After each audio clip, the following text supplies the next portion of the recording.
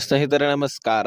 ಪಿಂಚಣಿದಾರರಿಗೆ ಭರ್ಜರಿ good news. ಪಿಂಚಣಿ 2,000ಕ್ಕೆ ಏರಿಕೆ ಆಗತ್ತಾ ಅಥವಾ ಇಲ್ಲವಾ ಅನ್ನುವಂತಹ ಪ್ರಶ್ನೆಗಳು ಬಹಳಷ್ಟು ಪಿಂಚಣಿದಾರರಿಂದ ಬರ್ತಾ ಇದೆ. ಅದರಲ್ಲಿ ಹಿರಿಯ ನಾಗರಿಕರಂತರೂ ಪ್ರಶ್ನೆಗಳ ಮೇಲೆ ಪ್ರಶ್ನೆಗಳನ್ನ ಕೇಳ್ತಿದ್ದಾರೆ. ಜೊತೆಗೆ ಇನ್ನು ಯಾರಿಗೆ ಒಂದು ಪಿಂಚಣಿ ಹೆಚ್ಚಳ ಆಗತ್ತೆ ಅಂದ್ರೆ ಪಿಂಚಣಿ ಯೋಜನೆಯಲ್ಲಿ ಬರೀ ಹಿರಿಯರು ಮಾತ್ರ ಇಲ್ಲ, ಅಂಗವಿಕಲರು ಕೂಡ ಇದ್ದಾರೆ, ವಿಧವಾ ಮಹಿಳೆಯರು ಕೂಡ ಇದ್ದಾರೆ.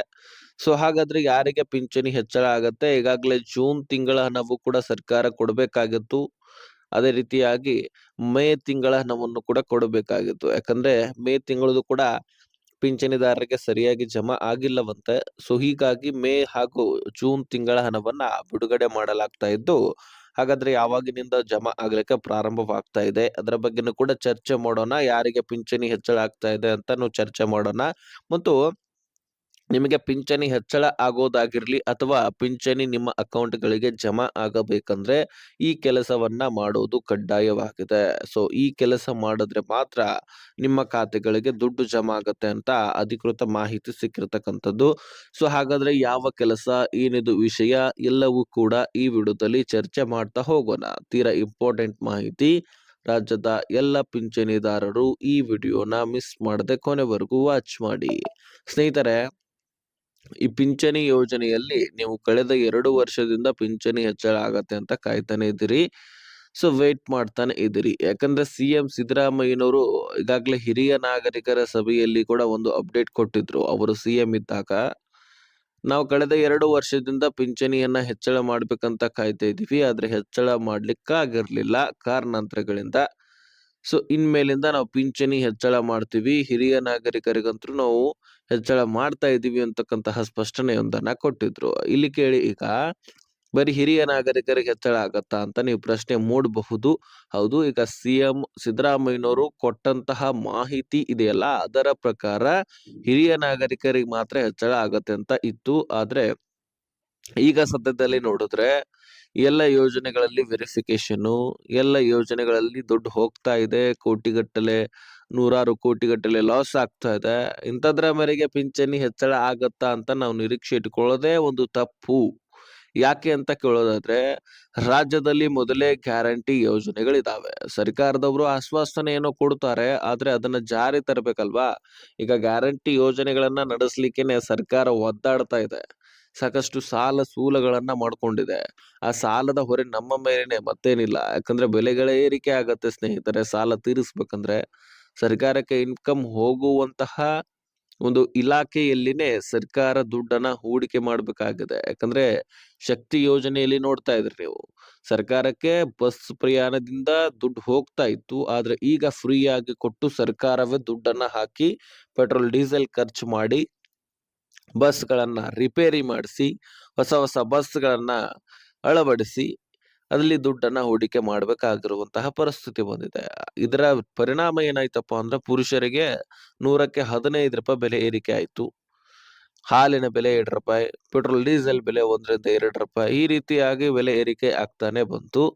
ಸೊ ಈ ರೀತಿ ಆದಾಗ ನಮ್ಮ ಮೇಲಿನ ಹೊರೆ ಬೀಳೋದು ಅಂತ ಇಲ್ಲಿ ನಮ್ಮ ಕಣ್ಣಿಗೆ ಕಾಣಿಸುತ್ತೆ. ಸೊ ಇಂತಹ ಪರಿಸ್ಥಿತಿ ಇದ್ದಾಗ ಪಿಂಚಣಿ ಹೆಚ್ಚಳ ಆಗಬಹುದು ಅಂತ ನಾವು ನಿರೀಕ್ಷೆ ಇಟ್ಕೊಳ್ಬಹುದಾ? ಖಂಡಿತವಾಗ್ಲೂ ಇಲ್ಲ. ಸರ್ಕಾರ ಅಧಿಕೃತವಾಗಿ ಒಂದೊಂದು ಸಾರಿ ಹೇಳಿಕೆಯನ್ನ ಕೊಡ್ತಿರತ್ತೆ. ಆದ್ರೆ ಅದಕ್ಕೆ ತಕ್ಕಂತೆ ನಡ್ಕೊಳಿಕ್ ಆಗ್ತಾ ಇರೋದಿಲ್ಲ. ಯಾಕಂದ್ರೆ ಎಲ್ಲವೂ ಕೂಡ ಸರಿಯಾಗಿ ನಡಿಬೇಕಲ್ವಾ. ಅದರಲ್ಲಿ ದುಡ್ಡಿನ ಕೊರತೆ ಅಂತೂ ಸರ್ಕಾರಕ್ಕೆ ಮುಖ್ಯವಾಗಿ ಇದೆ. ಸಾಲಗಳನ್ನ ಮಾಡ್ಕೊಂಡಿದೆ. ಇನ್ನೂ ಹೆಚ್ಚುವರಿ ಸಾಲ ಆಗುವಂತಹ ಸಾಧ್ಯತೆ ಕೂಡ ಇದೆ. ಇದರ ಮಧ್ಯದಲ್ಲಿ ಪಿಂಚಣಿ ಹೆಚ್ಚಳ ಆಗುವುದು ಬಹುತೇಕ ಡೌಟು. ಆಶ್ವಾಸನೆಯನ್ನು ಕೊಟ್ಟಿದ್ದಾರೆ, ಅದು ನಿಜ ಕೂಡ ಹೌದು. ಆದ್ರೆ ದುಡ್ಡು ಹೆಚ್ಚಳ ಮಾಡೋದು ಡೌಟು.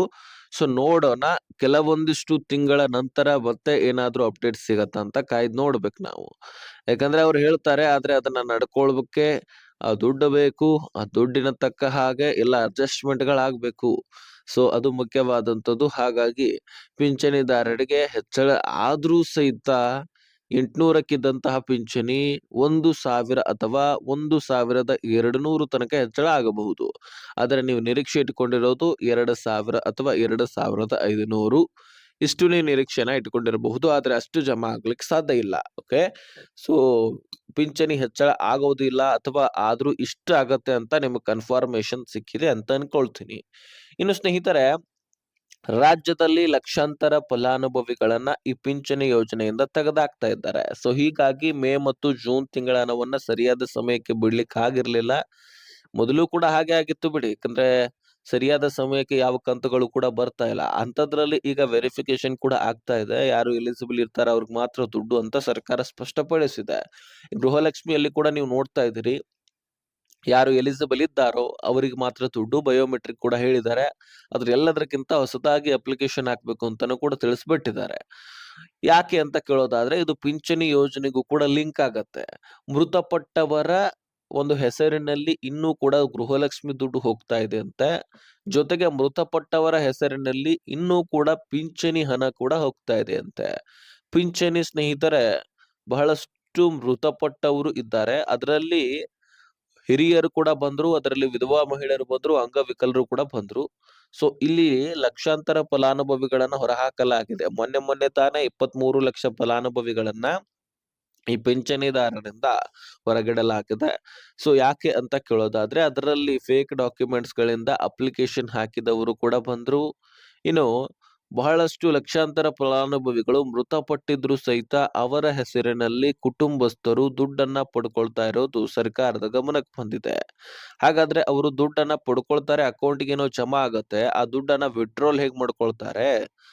ಆ ಮೃತಪಟ್ಟವರು ಇದ್ರೆ ಮಾತ್ರ ಅಲ್ಲಿ ಸಿಗ್ನೇಚರ್ ಗೊತ್ತು ಅವರಿಗೆ. ಹಾಗಾದ್ರೆ ಬ್ಯಾಂಕಿಗೆ ಹೋಗಿ ದುಡ್ಡನ್ನ ಹೇಗೆ ತೆಗೆದುಕೊಂಡು ಬರ್ತಾರಂತ ನೀವು ಪ್ರಶ್ನೆ ಮಾಡಬಹುದು. ಸ್ನೇಹಿತರೆ, ಈಗ ಡಿಜಿಟಲ್ ಯುಗ ಕಣ್ರಿ.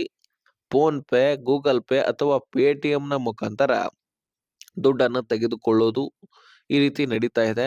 ಅಥವಾ ಎಟಿಎಂ ಕಾರ್ಡ್ ಇರುತ್ತೆ. ಮೊಬೈಲ್ ಇರಲಿಲ್ಲ ಅಂದ್ರೂ ಸಹಿತ ಬ್ಯಾಂಕ್ನವರು ಎಟಿಎಂ ಕಾರ್ಡ್ ಅಂತೂ ಕೊಟ್ಟಿರ್ತಾರೆ. ಆ ಎಟಿಎಂ ಕಾರ್ಡ್ ನಿಂದ ದುಡ್ಡನ್ನ ವಿಡ್ರಾಲ್ ಮಾಡ್ಕೊಳ್ಳೋದು, ಆ ದುಡ್ಡನ್ನ ಬಳಕೆ ಮಾಡ್ಕೊಳ್ಳೋದು ಈ ರೀತಿ ನಡೀತಾ ಇದೆ ಅಂತೆ. ಮೃತ ಏನೋ ಪಟ್ಟಿದ್ದಾರೆ, ಆದ್ರೆ ಆ ಅಕೌಂಟ್ ಇನ್ನೂ ಕೂಡ ಯೂಸ್ ಆಗ್ತಾ ಇದೆ.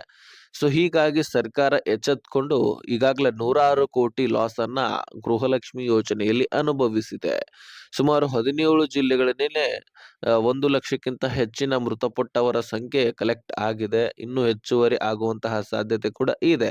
ಸೊ ಹೀಗಾಗಿ ಈ ಪಿಂಚಣಿ ಯೋಜನೆಯಲ್ಲಿ ಕೂಡ ಇದೇ ಒಂದು ನಷ್ಟವನ್ನ ಅನುಭವಿಸಬಾರದು ಅಂತ ಸರ್ಕಾರ ಏನ್ ಮಾಡತ್ತೆ, ಇನ್ನ ವೆರಿಫಿಕೇಶನ್ ಮಾಡಿ ನೀವು ಕೂಡ ಬಯೋಮೆಟ್ರಿಕ್ ಕೊಡಬೇಕು ಅಂತ ಒಂದು ಆ ಆದೇಶವನ್ನ ಹೊರಡಿಸ್ಬಿಡುತ್ತೆ. ಆ ಸಂದರ್ಭದಲ್ಲಿ ನೀವು ಕೂಡ ಬಯೋಮೆಟ್ರಿಕ್ ಕೊಡಬೇಕು. ಮೊದಲಿಗೆ ಈಗ ಗೃಹಲಕ್ಷ್ಮಿ ಸರದಿ ಇತ್ತು, ಅದರ ಜೊತೆಗೆ ಗೃಹಜ್ಯೋತಿ ಸರದಿ ಇತ್ತು. ಇನ್ನು ಪಿಂಚಣಿ ಯೋಜನೆಯ ಸರದಿ ಕೂಡ ಬರುವಂತಹ ಸಾಧ್ಯತೆ ಇದೆ. ಸೊ ಬಯೋಮೆಟ್ರಿಕ್ ಕೂಡ ಮಾಡಿಸಬಹುದು. ಅಥವಾ ನಿಮ್ಮ ಅಕೌಂಟ್ಗಳಿಗೆ ಈ ಸಂದರ್ಭದಲ್ಲಿ 4-5 ತಿಂಗಳ ಹಣ ಬಂದಿಲ್ಲಪ್ಪ ಅಂದ್ರೆ ನೀವು ಒಂದು ಕೆಲಸ ಮಾಡಬಹುದು. ಕಂಟಿನ್ಯೂ ಆಗಿ ನಿಮಗೆ ದುಡ್ಡೇ ಬರ್ತಾ ಇಲ್ಲ ಅಂದ್ರೆ ನಿಮ್ಮ ಲೈಫ್ ಸರ್ಟಿಫಿಕೇಟ್ ಅಂತ ಕರಿತೀವಿ, ಅಂದ್ರೆ ಜೀವಿತ ಪ್ರಮಾಣ ಪತ್ರ. ಆ ಒಂದು ಪತ್ರವನ್ನ ನಿಮ್ಮ ಹತ್ತಿರದ, ಅಂದ್ರೆ ನಿಮ್ಮ ಯಾವ ಒಂದು ಪಿಂಚಣಿಗೆ ಯಾವ ಬ್ಯಾಂಕ್ ಅಕೌಂಟ್ ಲಿಂಕ್ ಇರುತ್ತೆ ಆ ಬ್ಯಾಂಕಿಗೆ ಹೋಗಿ ಸಬ್ಮಿಟ್ ಮಾಡಿ. ಸಬ್ಮಿಟ್ ಮಾಡಿದ್ರೆ ಸಾಕು, ನಿಮಗೆ ಪಿಂಚಣಿಯ ಹಣ ಮತ್ತೆ ಜಮಾ ಆಗ್ಲಿಕ್ಕೆ ಸ್ಟಾರ್ಟ್ ಆಗತ್ತೆ. ಸೊ ಈ ರೀತಿ ಸ್ಟಾಪ್ ಆದವರು ಈ ಕೆಲಸ ಮಾಡಿ ದುಡ್ಡನ್ನ ಪಡ್ಕೊಳ್ಬಹುದು ಸ್ನೇಹಿತರೆ. ಮತ್ತೆ ಕಂಟಿನ್ಯೂ ಆಗಿ ಈ ಕೆಲಸ ಮಾಡಿ ಅಂತ ಸರ್ಕಾರ ತಿಳಿಸಿರ್ತಕ್ಕಂಥದ್ದು. ಈಗ ಮೇ ಮತ್ತು ಜೂನ್ ತಿಂಗಳ ಹಣವು ಕೂಡ ಅತಿ ಶೀಘ್ರದಲ್ಲಿ ಬರ್ತಾ ಇದ್ದು, ಸರ್ಕಾರ ಈಗ ಮೇ ತಿಂಗಳದ ಮೊದಲು ಕ್ಲಿಯರ್ ಮಾಡುತ್ತೆ, ತದನಂತರ ಜೂನ್ ತಿಂಗಳದ್ದು ಬರುತ್ತೆ ಅಂತ ಅಪ್ಡೇಟ್ ಕೊಟ್ಟಿದೆ. ಸೊ ನಿಮ್ಮ ಖಾತೆಗಳಿಗೆ ಯಾವ ತಿಂಗಳ ಹಣ ಬಂದಿದ್ದಾವೆ, ಯಾವ ತಿಂಗಳ ಹಣ ಬಂದಿಲ್ಲ ಅನ್ನುವಂಥದ್ದನ್ನ ಕಮೆಂಟ್ ಮಾಡೋದನ್ನ ಮರಿಬೇಡಿ. ಇದಾಗಿತ್ತು ಇನ್ಫಾರ್ಮೇಶನ್. ಈ ವಿಷಯವನ್ನ ಆದಷ್ಟು ಎಲ್ಲ ಪಿಂಚಣಿದಾರರಿಗೆ ಶೇರ್ ಮಾಡಿ. ಹಾಗೆ